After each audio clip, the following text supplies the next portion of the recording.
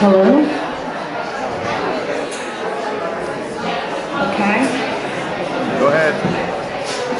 I'm recording. Oh, good. Okay, good. Okay, if everyone can take their seats. Good. Hi, welcome. Welcome. Thank you so much for coming to this year's Books and Blooms. My name is Blake Hubbard, and I was lucky enough to be a part of the chiefs that were working to make this work.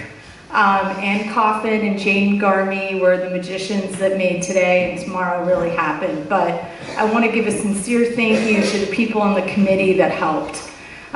Jamie Morano, Beth Frost, and Mary Kay Elwell. We had a great time setting this up, so I think you're in for a treat. It's my honor to introduce to you the next president of the Cornwall Library, Becky Herbert.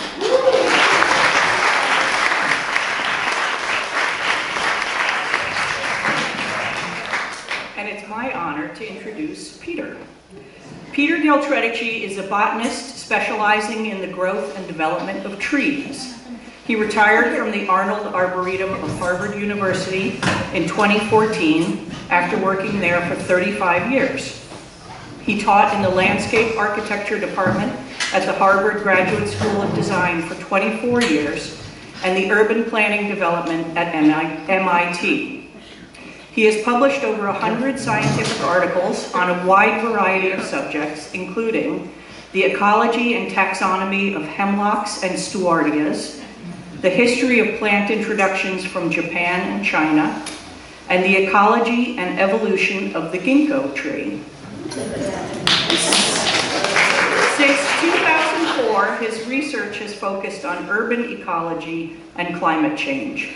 And in 2010, he published the widely acclaimed Wild Urban Plants of the Northeast, a field guide. And I think some of those are available later, Yes. maybe, so at the reception. Thank you, Peter. All right.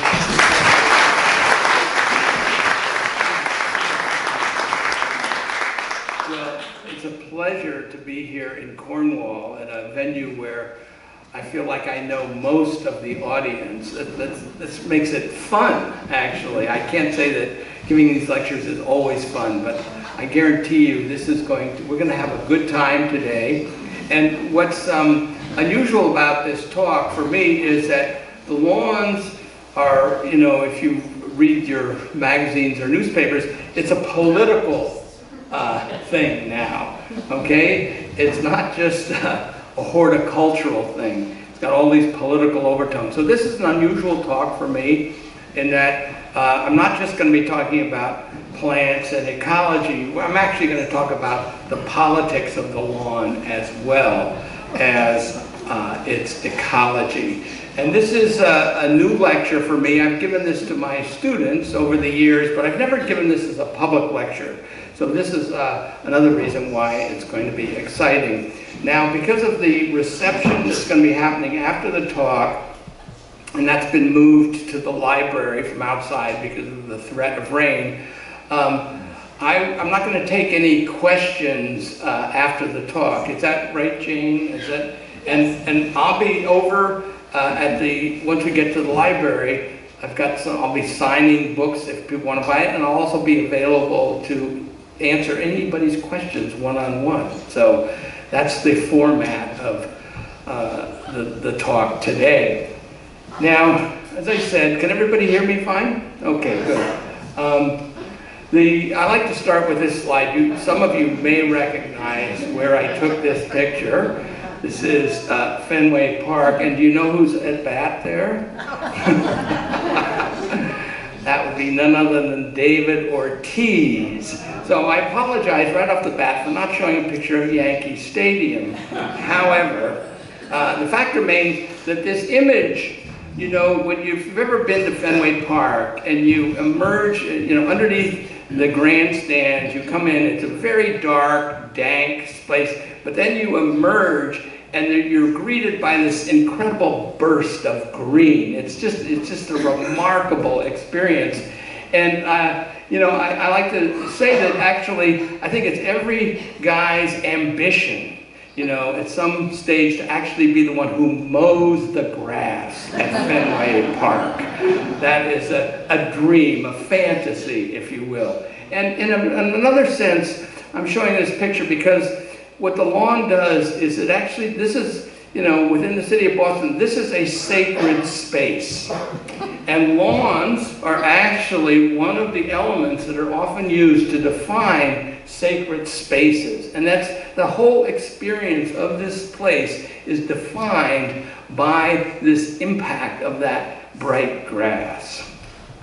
Now, if you go to the opposite extreme, I took this picture in Costa Rica, and that, you know, the lawn evolved as originally a pasture. It was kept cropped by browsing animals, and if it was near, you know, within the, you know, a village is nearby, that then, you know, became what's known as a common, and, you know, it was originally used for pasturing animals, but then over time became used for, in the case of Boston Common, you know, troop movements, and for the athletic activities, political discussions, and everything like that. But the origin of the lawn really starts as pastures. They're created by browsing animals.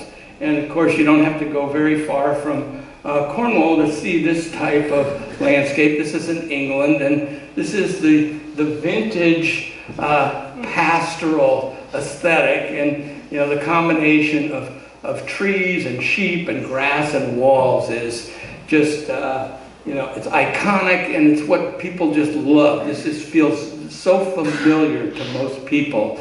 And this is, you know, very much what the lawn is all about, creating these feelings. Now, one of the things that's interesting about if you know, spend any time looking at pastures, you realize that the animals, they don't eat certain plants. Certain plants are toxic or they're too tough to eat. So they make choices about what they're going to eat and what they're not going to eat. And in a sense, they're acting like landscape architects. Now, some of you may be familiar with, you know, the deer problem that we have, and you realize that, you know, deer eat certain plants and they don't eat other plants.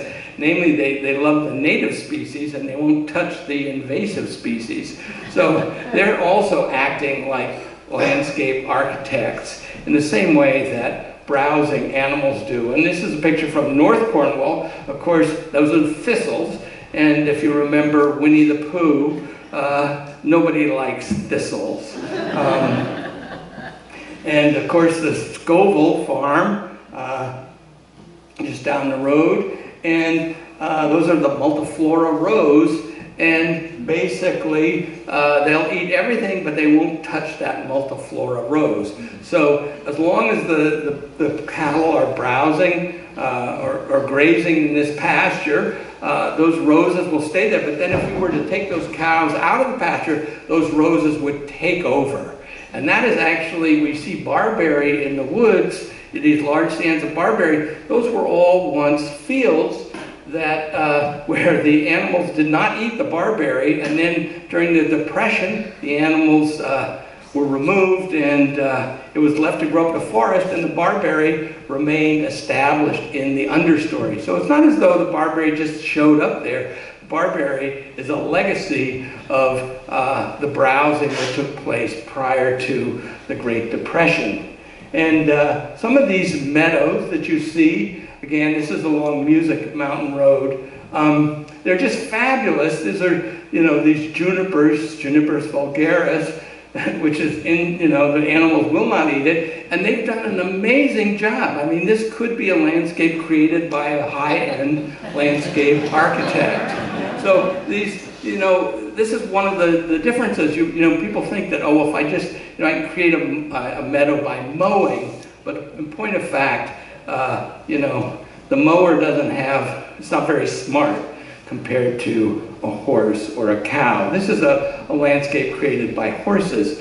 Now, the history of lawns and pastures are intimately connected. This is I took this picture off of the internet from 1822, and you can see how the mowers are going there with their scythes. And you know, the fields are relatively close to the house, and so you can imagine that it's not a big reach to go from a meadow that's mowed annually to a lawn, that it ceases to become quite so functional.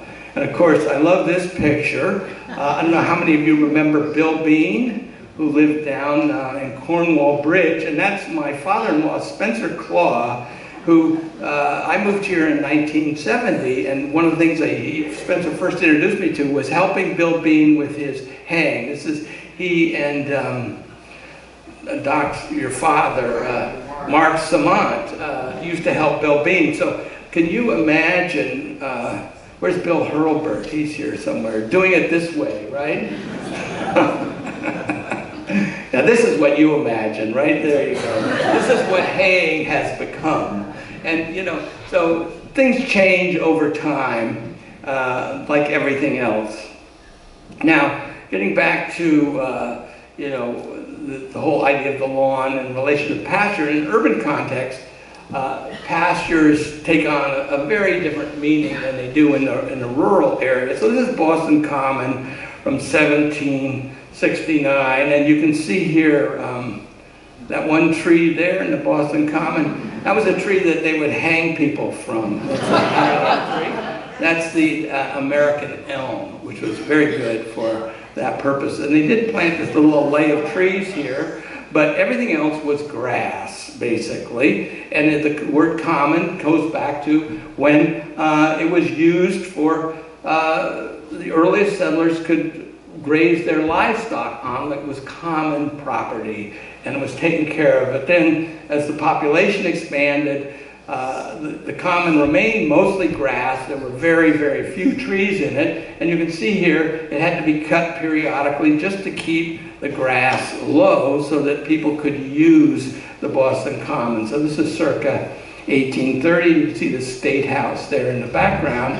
And of course, this is 1913, another 80 years later. What it's become in the mid to late 1800s, they started planting trees in the grass, and essentially the common shifted from being primarily grass to a combination of grass and trees. And what's interesting, if you've ever been to Boston Common, the pathways through the common, they make no sense at all. And those are the pathways that the livestock used. Essentially, those are called desire lines. You want to get from one place to another as quickly as possible.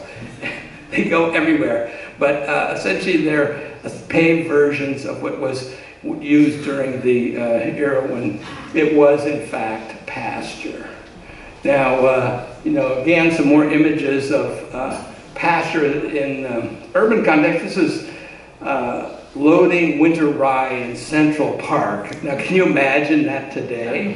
But in 1912, the automobile was still a brand new invention, and the Parks Department relied on horses to do the heavy lifting. Or they had to feed the horses, so they weren't going to let that the grass just turn into lawn. They actually harvested hay there, and there's a fabulous. The history of the horses in an urban context is quite remarkable.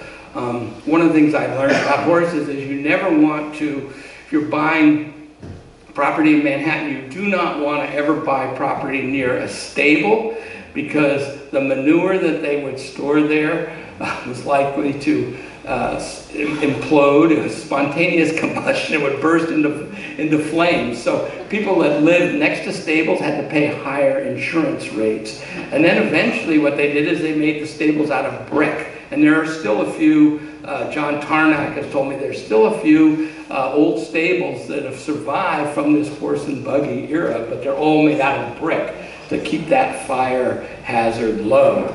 Now, this picture of sheep grazing on the White House lawn from 1917. I didn't understand this picture fully until I saw Alex Prudhomme's lecture, where he was talking about Woodrow Wilson was the president, and he was very frugal, and he was trying to set an example of frugality. So he bought he brought a herd of sheep to graze on the White House lawn to set an example of how people needed to change their behavior and learn to live with this rationing that was going on during World War I.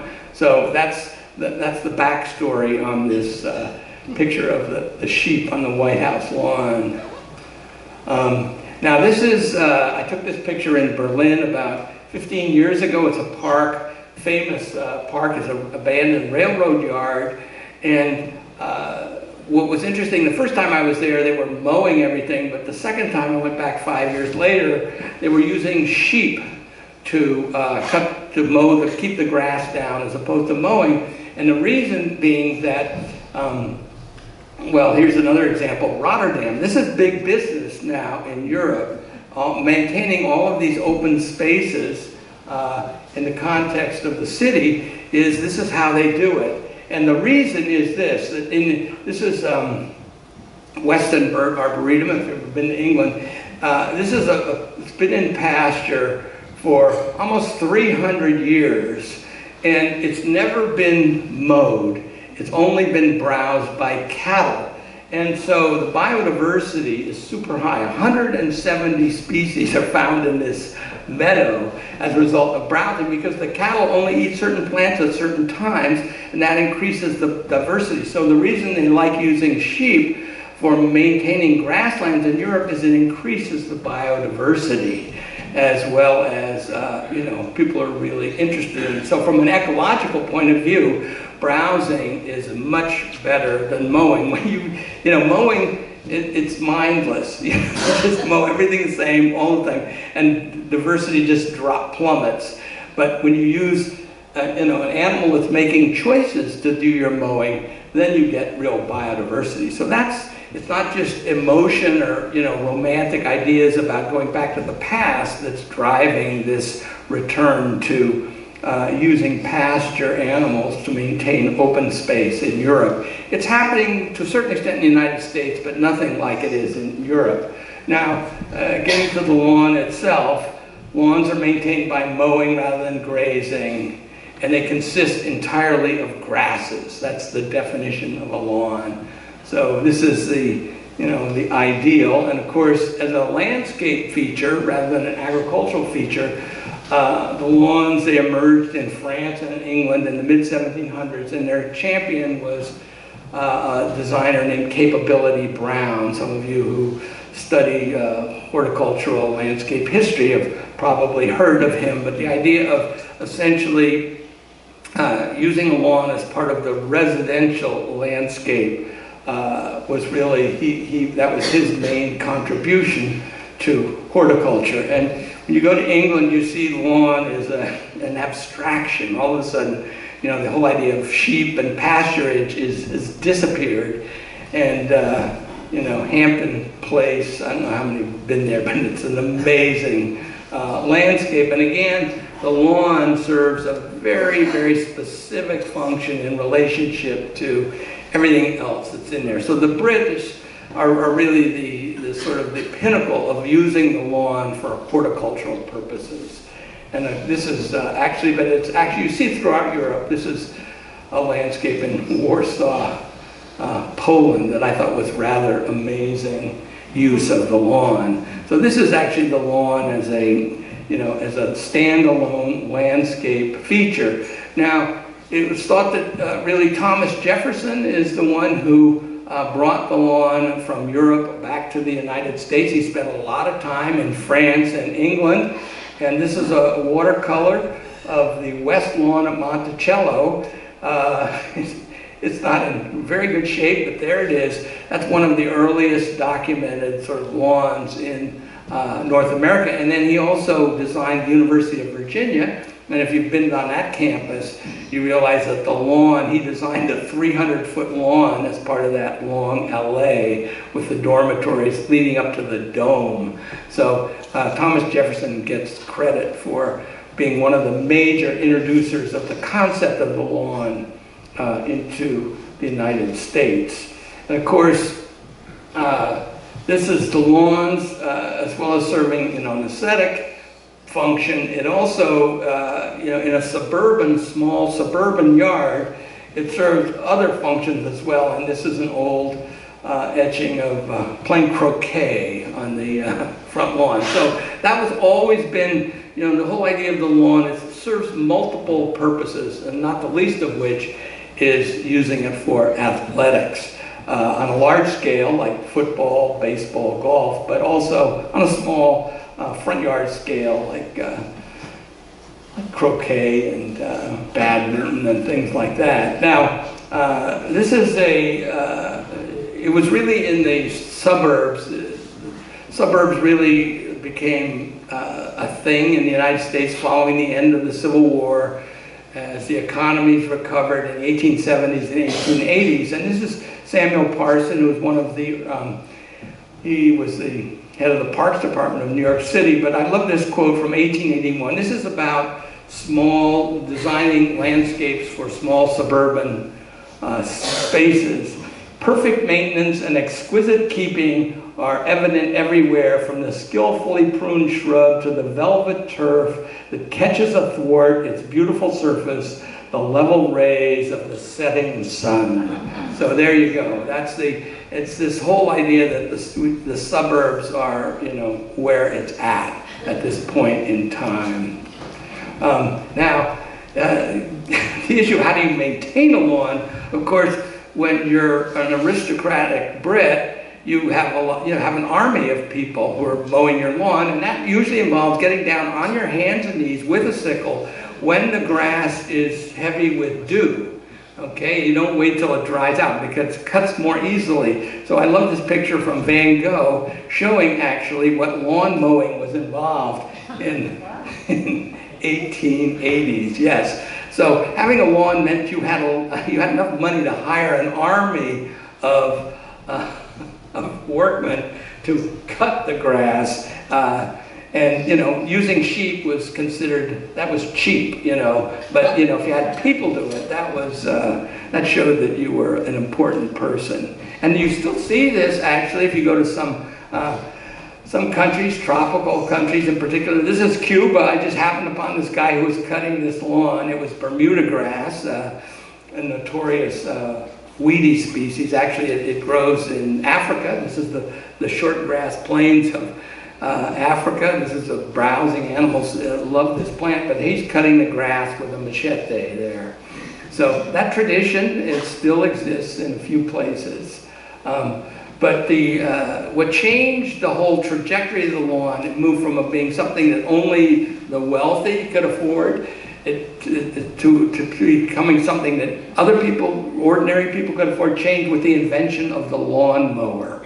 And this is one of the very earliest examples of a lawnmower from 1827 in England. And then I have these two quotes from Henry Winthrop Sargent. He lived in Beacon, New York.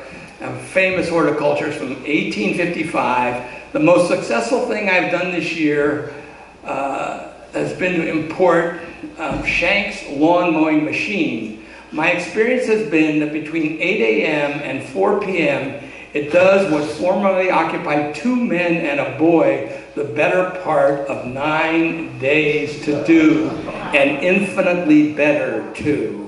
So there you can see, that's what happened to the lawn. That was one of the major things that changed the dynamic. And then a few years later, The Art of Beautifying Suburban Home Grounds from 1870, my favorite quote: "Whoever spends the early hours of one summer while the dew spangles the grass in pushing these grass cutters over a velvety lawn, breathing the fresh sweetness of the morning air and the perfume of new mown lawn, will never rest contented again in the city."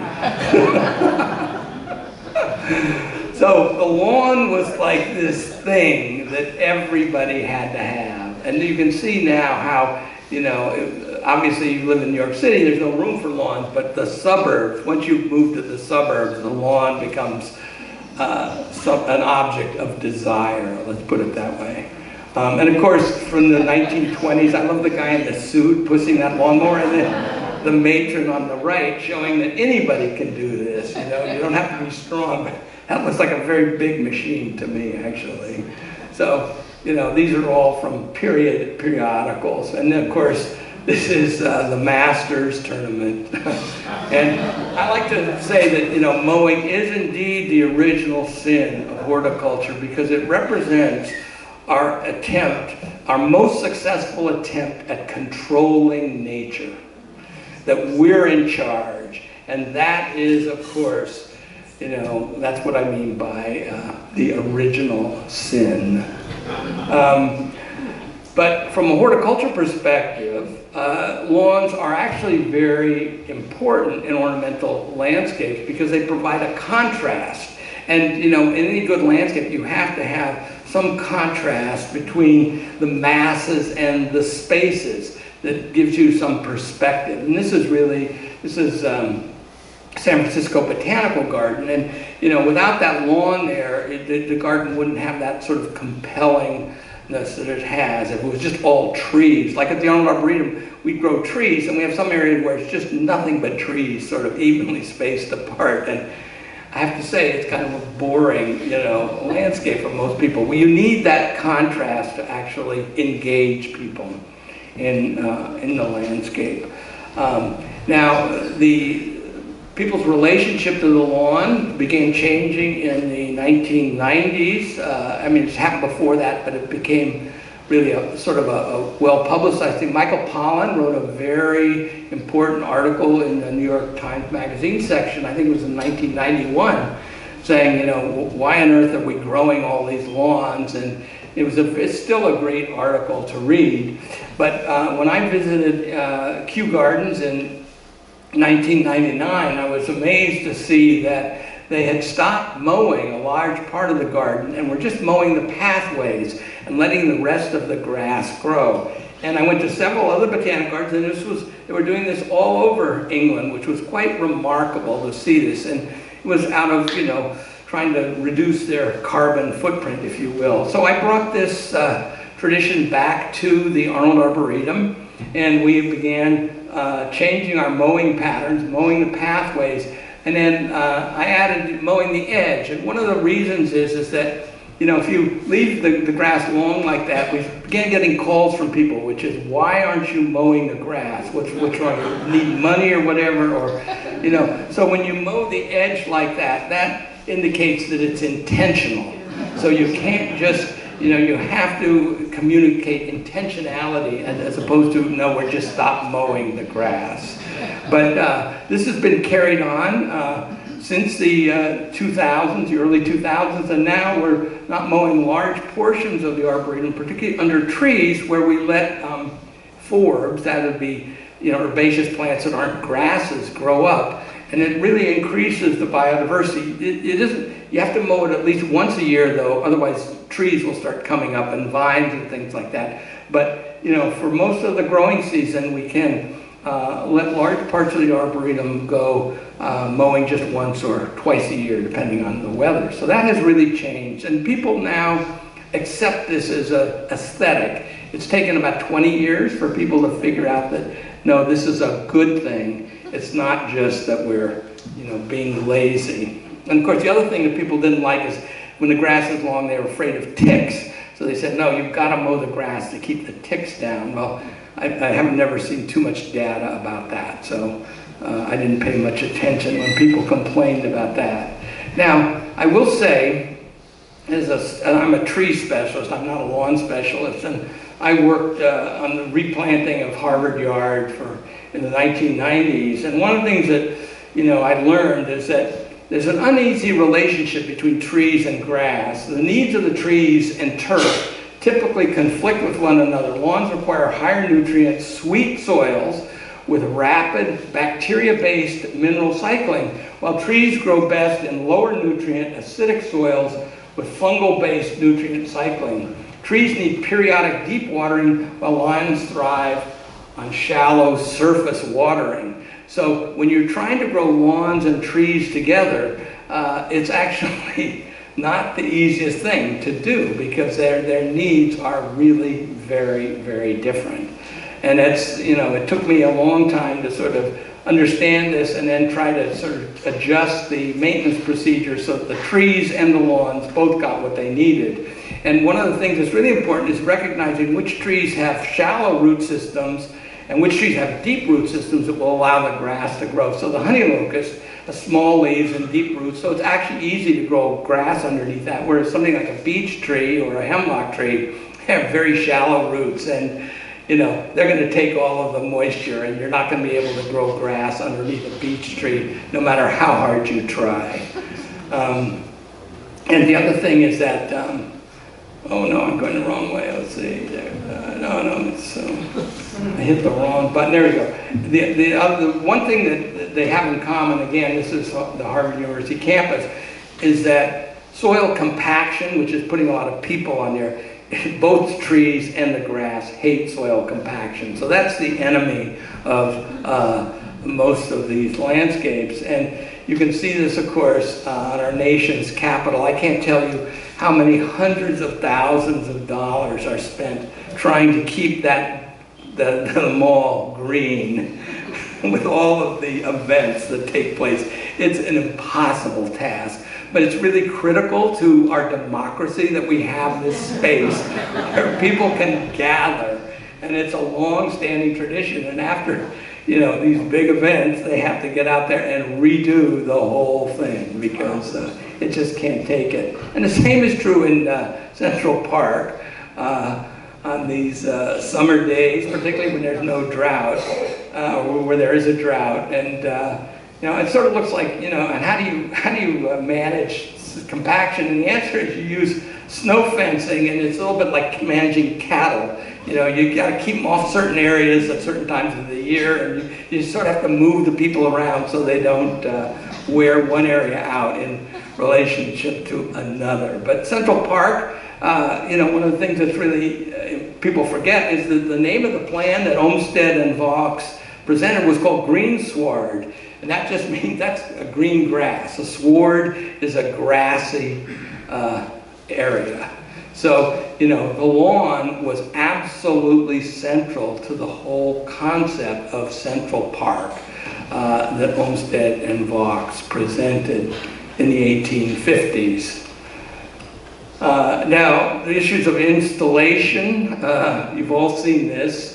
Oh my God. In fact, we have some of this at Cream Hill Lake now, just a little patch. But one of the things about turf, this is the most destructive form of agriculture you can imagine, because not only are you removing the grass, you're removing an inch of topsoil when you cut it. And if you do that 3 or 4 times, you'll remove 4 or 5 inches of topsoil. And that topsoil doesn't grow back. You know, it takes decades to produce new topsoil. So these turf farms, once they've been in operation for 10 to 20 years, then it's gone. Then they have to do something else because you can no longer raise turf there. So turf farming, as convenient as it is really pretty much an ecological disaster. And in counterpoint to that, I took this picture at the Summer Palace in Beijing, where, you know, in China, they didn't have any lawns. They had no lawns whatsoever, no lawnmowers, not until the, I would say, mid, you know, 2000, early 2000, 2010, when they started building fancy suburbs, and they wanted lawns because they had suburbs. But here at the Summer Palace, those young ladies are actually planting individual clumps of grass here. So this is the alternative to using turf. But of course, labor is relatively inexpensive in China, so they can get away with it. But you know, it's really an interesting contrast. And then of course, you do have to rake your lawn if it gets covered with leaves. You know, that will negatively impact it. So you have 2 choices. One is, you know, the leaf blower, and the other is this guy. So you get to take your pick. Which one would you choose? You know, I'll take this guy any day of the week. And as I have said to my wife on several occasions, if I was elected president, my first sort of executive order would be to ban leaf blowers. But I don't think that's likely to happen. Yeah, I'll take him any day of the week. He can come and rake all my leaves. And raking is actually fun. You know, it's not, You know, the idea of blowing leaves around in a pile, it just doesn't, it makes no sense to me at all. Now I'm going to talk, this is getting to the end of toward the end of the talk, there's about different ways to grow a lawn. The lawn is not a unitary thing. And there's a wonderful book called Reinventing the American Lawn. I'll refer to it a little bit later. But they distinguish two different types of lawns. One is the industrial lawn, and you can imagine what that is. It relies heavily on petrochemicals and water to produce a monoculture of grass. So this is a test plot of different types of grass to see how they perform. And of course, without chemicals, you can't grow. That's what the industrial lawn is all about. You notice these are all feed and weed. So that's herbicide plus fertilizer. And, what's really interesting is that, the main target of all this stuff is the dandelion. And the dandelion, I could give a whole lecture about the dandelion because it's such an amazing plant. But this is, I took this quote from the first park guide to Central Park in 1869. Blessed dandelions in such beautiful profusion as we have never seen elsewhere, making lawns in places like green lakes, reflecting a heaven sown with stars. So in these days, you couldn't get rid of dandelions. You had to accept them. You had a lawn, you had dandelions. There's no two ways about it. And, through public relations campaigns, starting at the end of World War II in the 1950s, there was ad campaigns by Scott's and other chemical companies to essentially brand dandelion as a weed that no self-respecting person would allow in their lawn. And here are the products that you need to get rid of the dandelion. Okay, and what's kind of amazing to me is I pulled this ad, I saw this ad in 2015 from Dana-Farber. The challenge is to identify and attack the genetic flaws of each cancer. And the example they use is the dandelion as a cancer. I got outraged. I wrote them a letter. I said, this is just so uninformed. How can you possibly, dandelions have nothing to do with cancer. And, what I realized is that, the billions of dollars that the Scott Chemical Company makes on selling herbicides to control dandelions, which will never succeed, ever. They need the dandelions, okay, to support that business. Without that dandelion, that business fails. So they just keep, pumping out information about how bad dandelions are because they just sell more products, and it's doomed to failure. The dandelions have been here since the 1650s. They are not going anywhere. So, this is all really about, the chemical companies, and it's about our perception. You look at that guidebook from Central Park, dandelions are quite beautiful, actually. I think they're kind of amazing, and there's no problem with having dandelions in your lawn.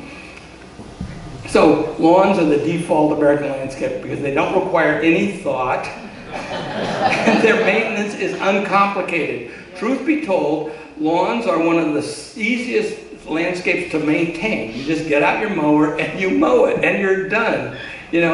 Ground covers, herbaceous perennial beds, the amount of weeding that's required, there's no comparison whatsoever. So you want to know why lawns are so popular, it's because they're relatively easy and they don't require any thought. And this survey from 7 U.S. cities shows that fertilizer application, increasing temperatures, and increasing income were associated with lower plant species diversity.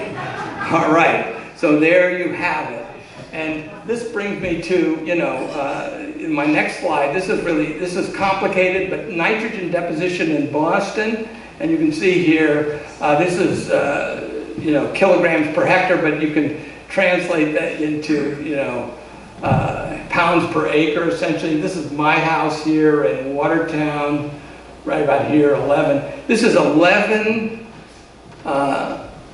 essentially 10 pounds of nitrogen per acre is falling out of the sky every year as a result of burning fossil fuels, mainly from automobiles. The reason I'm showing you this is you no longer have to fertilize your lawn. It's happening whether you want it or not. So that's the good news on this slide. Okay. And when I first started working at the Cornwall Library in the 1970s, we had a lot of Irishmen on the crew. They were hired as gardener laborers, and when it would snow, they would refer to, this one guy in particular, he'd refer to snow as poor man's fertilizer, because the British, it burned a lot of coal, and there was a lot of stuff in the atmosphere, particularly in the wintertime. And when it would snow, all that stuff from burning the fuel, burning coal, would come down and settle in the fields and enrich the fields. So we're still experiencing that same phenomenon, but it's just mainly from automobile exhaust rather than coal. Now, in contradistinction to the industrial lawn is the freedom lawn. It's pollinator friendly, requires less mowing and water than the typical lawn, no fertilizer, pesticides. The plants come in on their own and organize themselves across a range of light and moisture gradients. So this is Phyllis Knotz's vista from her back porch. I just love this picture. The ajuga might have been planted at one point, but it's spread now on its own. And it's just as spectacular. And you welcome a whole raft of plants. Whatever happens to show up, that's what's in the freedom lawn. So the buttercups, and of course white clover. This is another plant that the chemical companies targeted as a weed that you needed to get rid of, when in fact it's actually really terrific. It fixes nitrogen, it improves the soil, and it's, you know, it can tolerate the mowing that goes along with the lawn.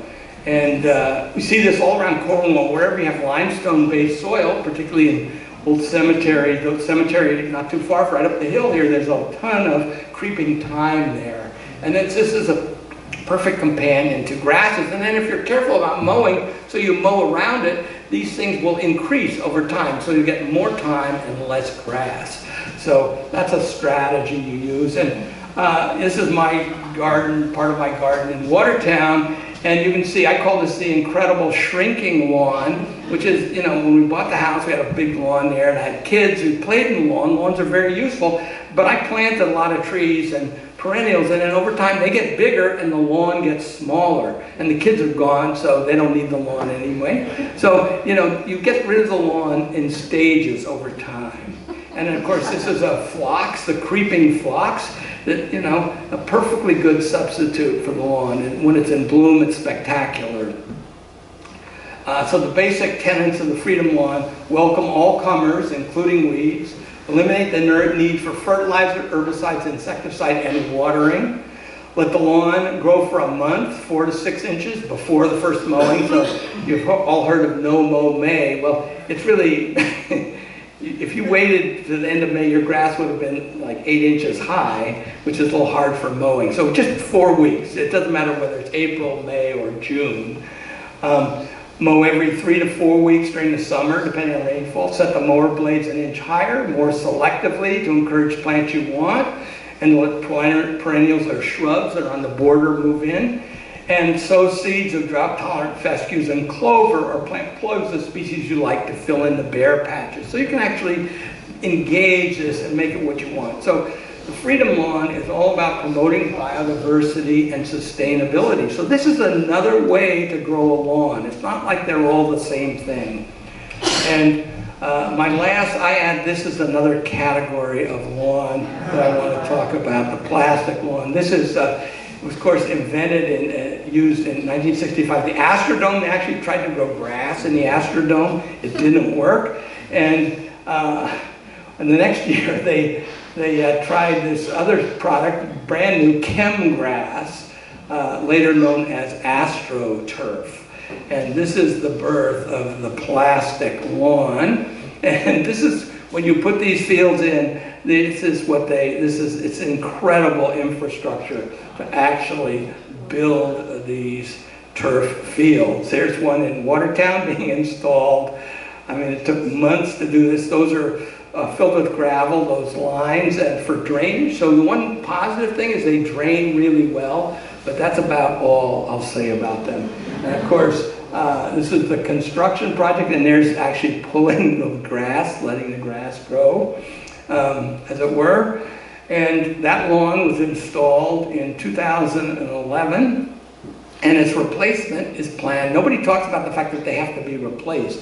In 2024, that would be next year, and it's going to cost $1.5 million to replace it. And on top of that, it can't be recycled, so the whole thing goes into a landfill. So these things are catastrophically bad.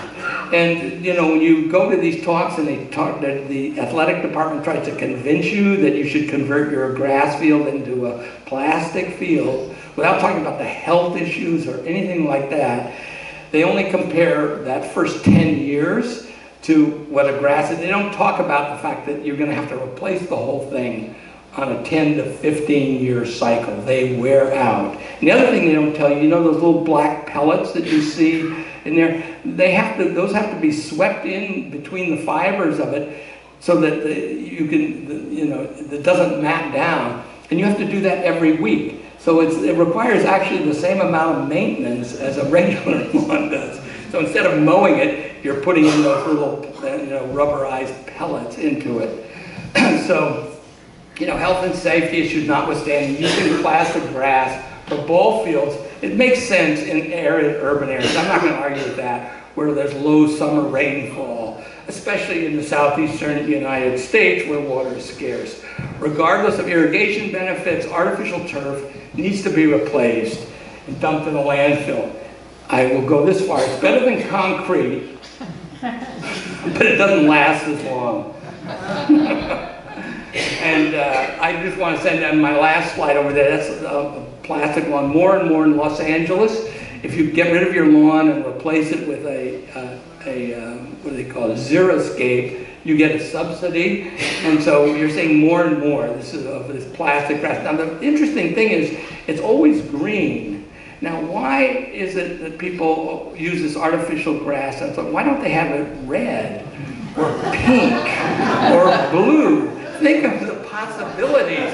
You're not pretending to be a lawn. I think I would like that much better than the fact that it's always this green color. But that's where we're at today. So and I think that's my last slide. So.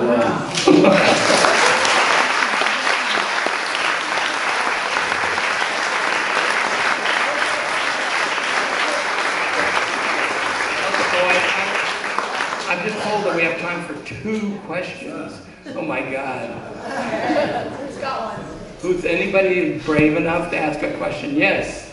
Peter, I've noticed this year that the flowers, the leaves are growing exponentially.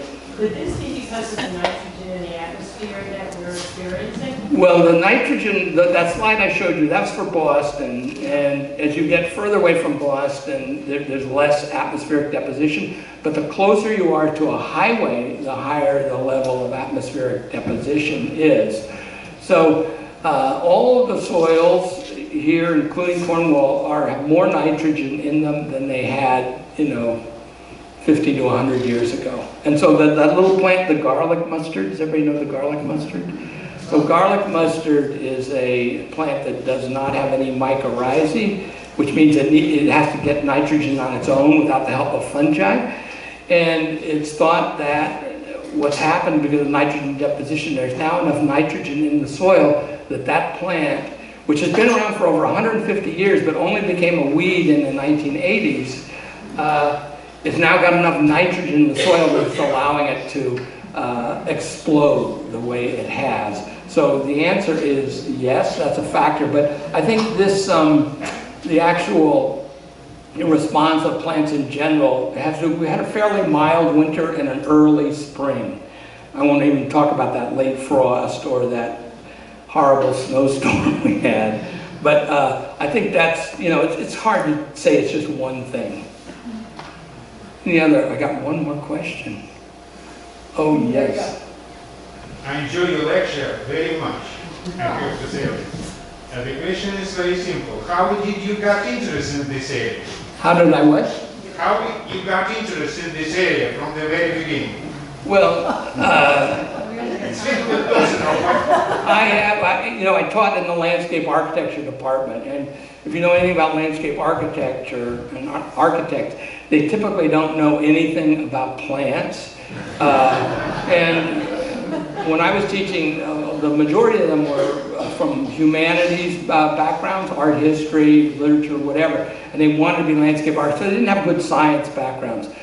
So they would use, they'd talk about lawns and things like that, or want to put them in their design, but wouldn't really understand what actually a lawn is. So this lecture was developed to sort of help people understand, why it is that lawns are, why we have them and what they are. So it was done for my students originally, and then I modified it for this audience. thank you. All right.